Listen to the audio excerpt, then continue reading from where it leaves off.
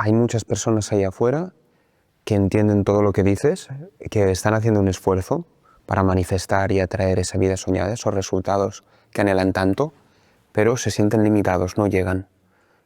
¿Cuál es el diagnóstico que tú harías a esas personas? Muy buena pregunta. Como hemos dicho, es un yin-yang, ¿no? Paso de una expansión, que es la idea principal, a tener que restringirlo a un plan de acción, y ahí veo, efectivamente, no sé tanto inglés como sabría, no tengo estas habilidades, me siento que no estoy a la altura. Bien. Ahora hay que trabajar una cosa que es, bajamos al siguiente plano, al siguiente mundo en la cábala. Cada mundo tiene sus propias reglas. Primer mundo, expansivo, tienes que pensar en grande. Segundo mundo, el mundo de la mente, tienes que pensar en pequeño, tienes que poner goal setting, ¿no? Tienes que poner metas, objetivos, tienes que ser muy racional. Tercer mundo, las emociones, tienes que volver a ser expansivo. Es decir, en las emociones, hay una frase que decía Jesús: yo y el Padre somos uno. Las emociones son hijas del Padre. ¿Qué significa? Nuestro Padre es el mundo de Atzilut, el mundo expansivo. En las emociones tienes que volver a tener las emociones que tenías el día que lo visualizaste. Es decir, todos nosotros tenemos una imagen de qué nos gustaría ser.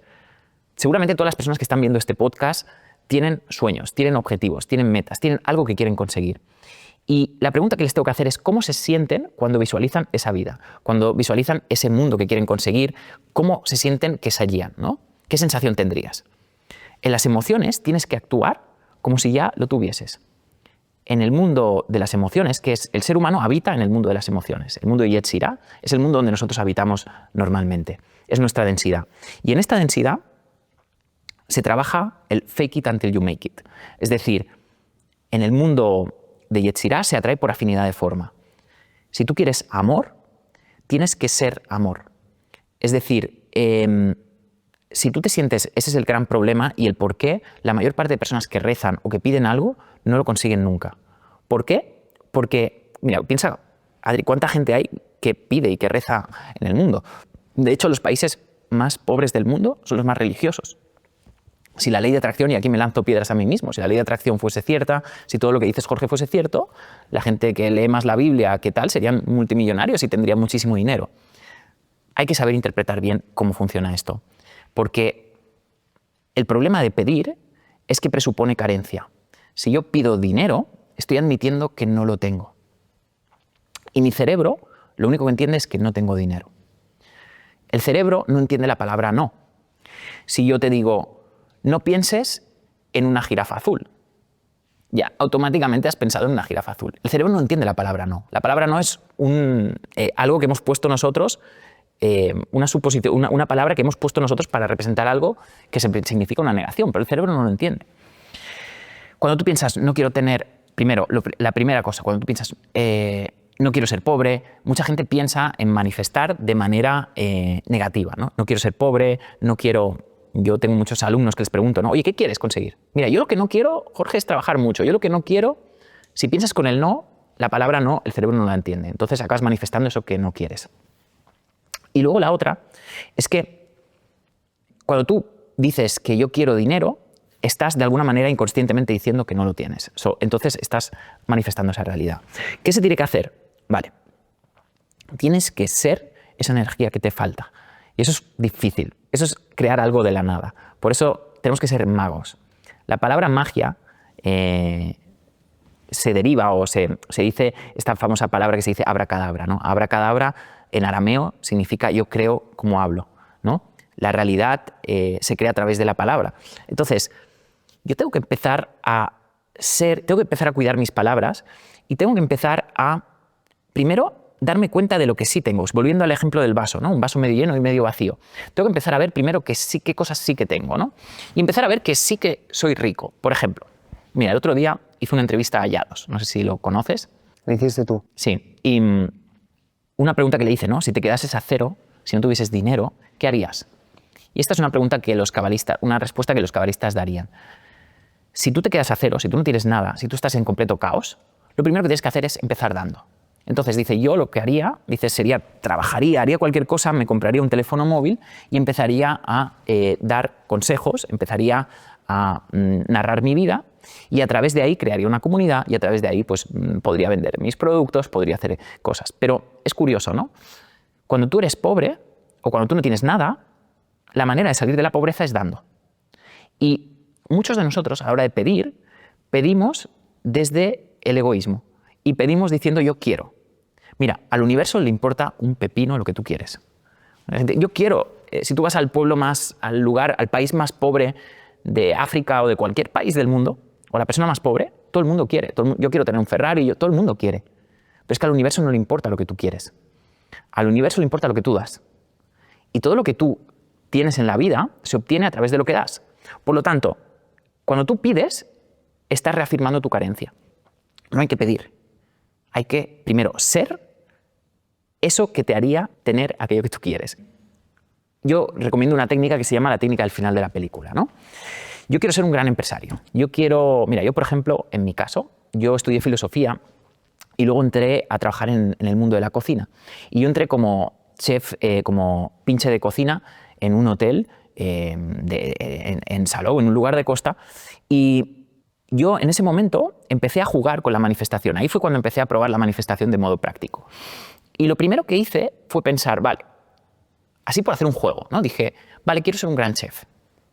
Entonces yo era un pinche de cocina, no había estudiado nada de cocina, no tenía ni idea, trabajaba en un trabajo de verano ahí. Y entonces empecé a pensar, vale, ¿cómo lo hago para llegar a ser un gran chef? Y entonces empecé a visualizar mi vida como que yo era un gran chef. Y entonces empecé a ver documentales sobre chef, empecé a leer y empecé a sentirme, a caminar como lo haría un gran chef, a ser como lo haría un gran chef, a cortar una cebolla como lo haría un gran chef.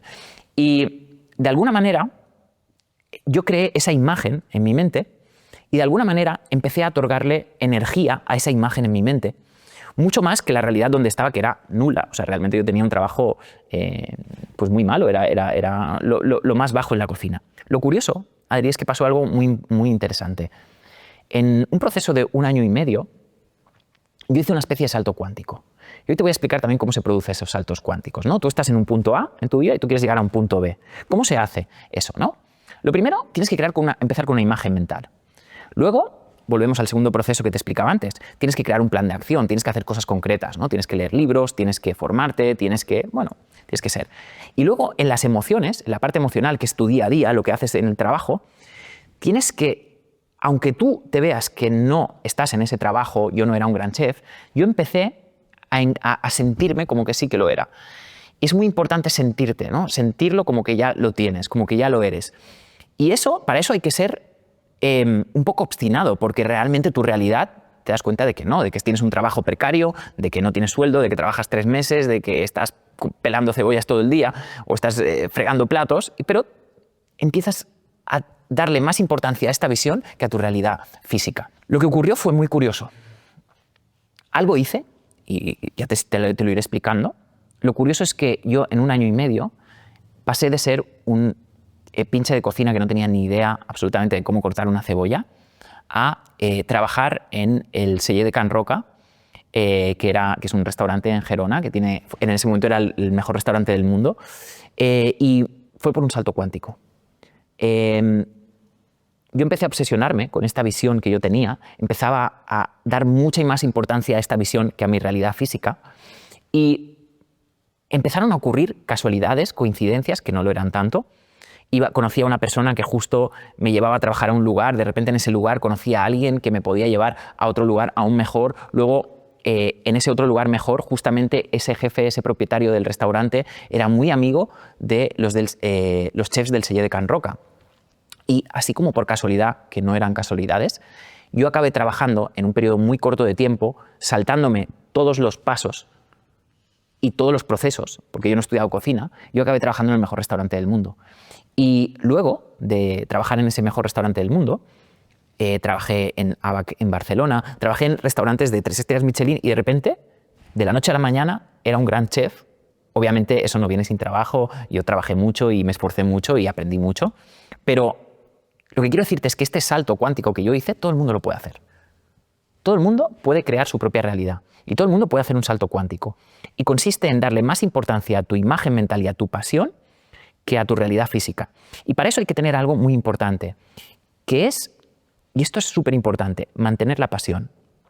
La pasión es lo que le da vida a las cosas, ¿no? Imagínate una relación sin pasión, imagínate, no sé, un trabajo sin pasión. Todo lo que es sin pasión acaba muriendo. La pasión le da vida a las cosas. Entonces, lo que tienes que aprender es que para tú conseguir tu sueño, si volvemos un momento a la Biblia, nos damos cuenta que en la Biblia se explica un relato donde hay unos seres que estaban en contacto con Dios, que eran abundantes, eran magos, tenían todo, y de repente caen de ese estado de gracia a un mundo material, a un mundo hostil, a un mundo difícil.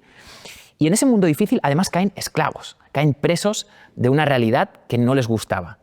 Y esto es lo que nos pasa a menudo, ¿no? Yo estaba preso, por ejemplo, en mi vida, de una realidad que no me gustaba, de relaciones, de un cuerpo, de muchas cosas que no me gustaban en mi vida.